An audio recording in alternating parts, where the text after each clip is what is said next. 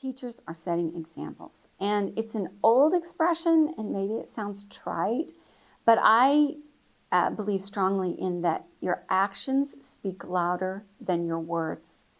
And as teachers, I think that mantle is heaviest on us than any other profession.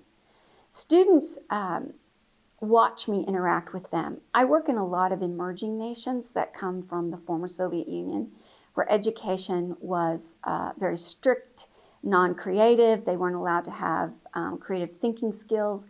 It was mostly what we call duck stuffing. Memorize content, take exams. Learn and memorize what I tell you, and then regurgitate it. That was the idea of education, memorization and rote learning. But genuine learning, and I think the human psyche is created this way, we're designed this way, is that we learn in different ways, but it's so much better to get people involved, to get them engaged in what's happening. So I learned my students' names. And I was teaching in a small university in Lithuania, and my students were shocked that I would call them by names. But studies have shown that students do better in class when you know their names, and there's less absenteeism if you know their names.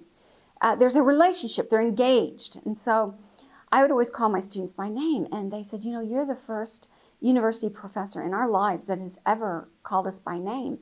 And I said, well, what do your professors call you? What does everyone else call you? And they said, oh, idiot, stupid, dumkov. You know, I couldn't imagine, from where I come from, I could never, ever talk to a student that way.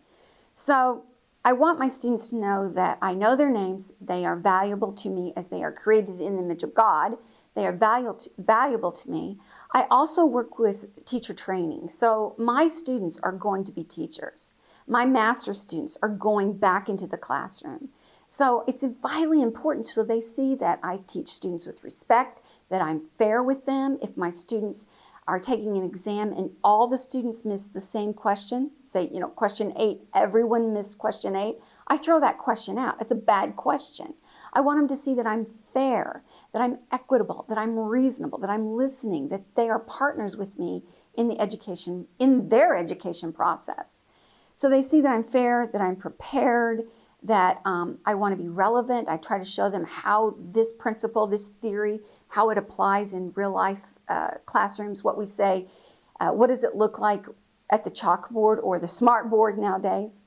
And I think it's important too that my students see my example of their success. I want them to succeed, and I think that's vitally important because a strange dynamic takes place and they don't want to disappoint me. It's odd. I'm not doing it. I'm not trying to manipulate that. I just want them to succeed. Then finally, I think it is, I build relationships with students. Studies have shown, especially with millennials and now Generation Z, that students learn best in relationships, and I watch my students do their thing. So if my student tells me, you know, I'm with university students, so she'll say, I'm working at the coffee bar at such and such. I'll go have a cup of coffee. I've seen and sat through so many horrible student plays in my life. Horrible things, you know, but you try to come up with positive responses when they ask you, Dr. Teri, you were in the audience. What did you think about my performance? It was so interesting. I've never seen anything like that in my life, right? Trying to always be positive and affirming. I've seen more basketball games than I ever want, listened to recitals, and I want my students to know that I am interested in them outside the classroom. In Lithuania, I was privileged enough to have cooking classes. So my students would come and we would make chocolate chip cookies, a phenomenon they had not had. Something they'd never experienced was a chocolate chip cookie. So they would come, we'd have great opportunities with our hands busy, and we're focused on this project of making these cookies from step 1 to step 8. And so many life discussions come up.